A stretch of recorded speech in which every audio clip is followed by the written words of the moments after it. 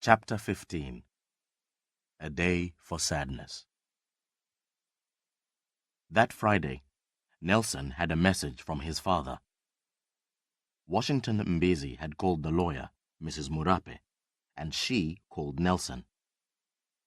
He was to expect a man called Paul Walker from Sydney, Australia, to arrive in Kurupenda the next day to discuss buying the Lion Hills Hotel.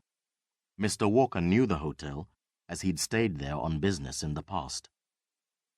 Nelson had planned to take the day off, but he spent the morning checking everything with Fletcher and the department managers and making sure that they would be available the next day. After lunch, he drove over to the old garage in Sector D.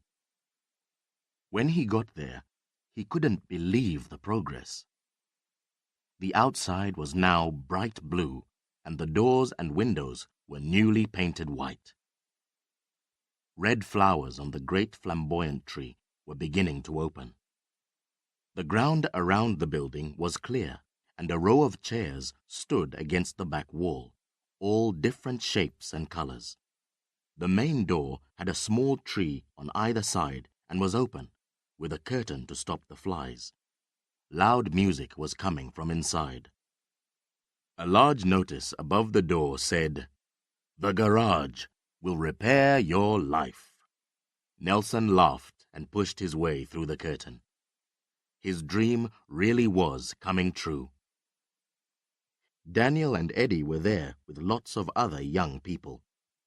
A radio played on the clean, empty floor. "Hey!" called Nelson. "Nelson! Great to see you!" shouted Daniel. "This is brilliant!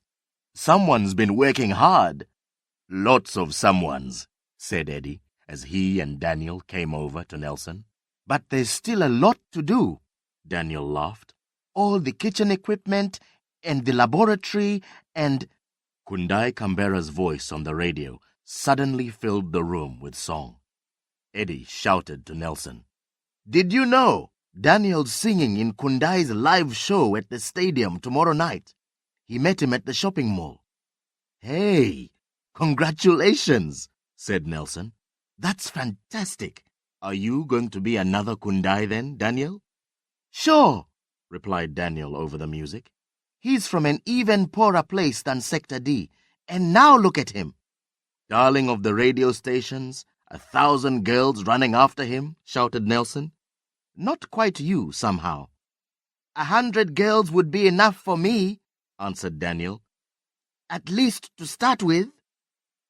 They laughed so much they didn't hear Primrose come in. "Hey, guys," she called. She looked very serious. "Hi, Mrs. Chivasa," said Daniel, turning the radio down. "Mr. Chivasa just had a call on his work mobile. I'm sorry, Daniel, Eddie, but it was Sister Michael to say that Blessing has died." The boys put their arms around each other and hid their faces.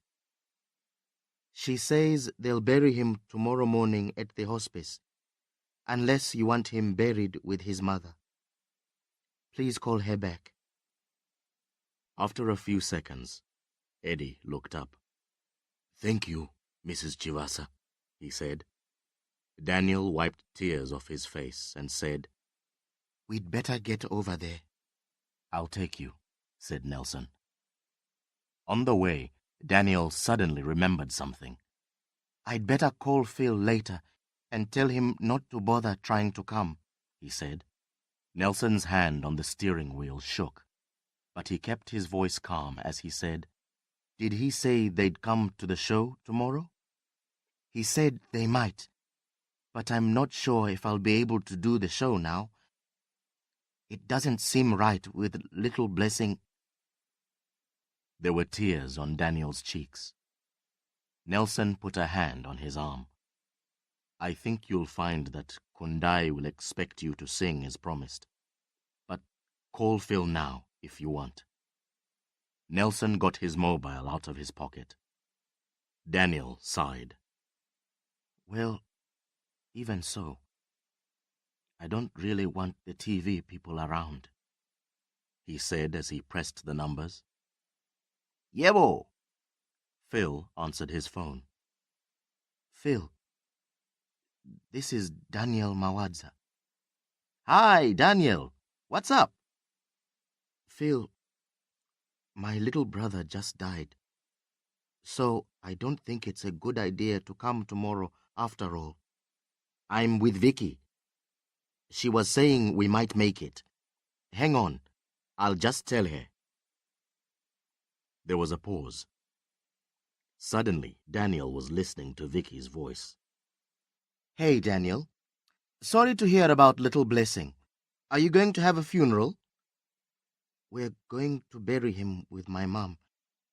And we hope Sister Michael will come and say some words. Why? That would make great TV, so we'll be there. But... And you're in Kundai Canberra's live show, aren't you?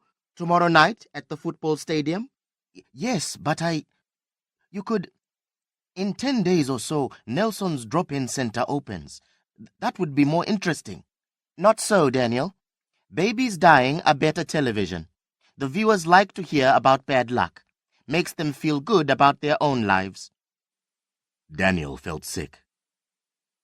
Do what you want, he said and pressed the red button.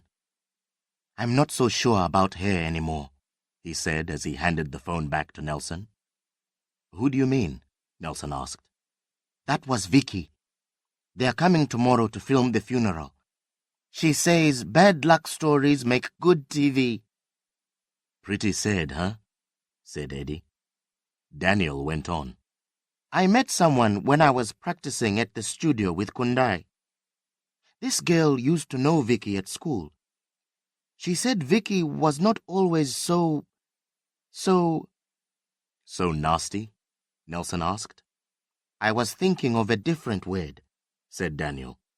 I know it's probably just anger, but it's eating her up. We're all pretty angry these days, said Eddie.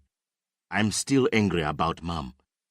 I have to run up and down the street sometimes so I don't lose my temper. How do you feel about what's happening to your dad, Nelson? Usually I'm too busy to think about how I feel these days. Nelson was quiet for a few moments. Then he went on.